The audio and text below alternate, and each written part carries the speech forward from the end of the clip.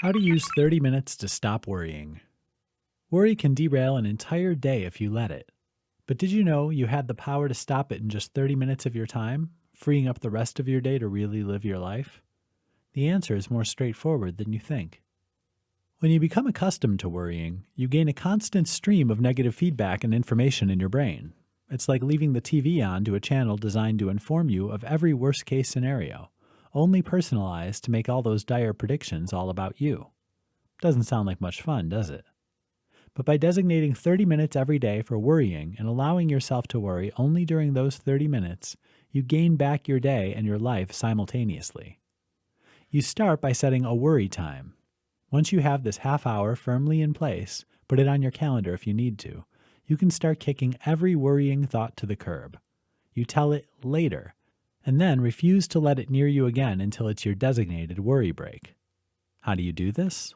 Try these quick steps. Pick a time. Grab a half hour when you're not going to be busy. Be careful not to pick one too near bedtime, though, as it might interfere with your ability to sleep. Become conscious of your thoughts. Every time you have a worrying thought, tell it to go away until later. If it helps, jot the worry down somewhere so you have a list to look back on during your break. Use a timer. Worries can very quickly take over as much time as you give to them. By setting your timer to 30 minutes, you're keeping control of just how much time you're going to spend worrying. Record your thoughts. Either write down your worries as you think of them, or if you like, journal about your thoughts during this time. Be as detailed as you like. This might also be an excellent time to examine your worries, to figure out if there's a recurring pattern or theme. Dig down into the heart of what's really troubling you. Stop when the timer goes off.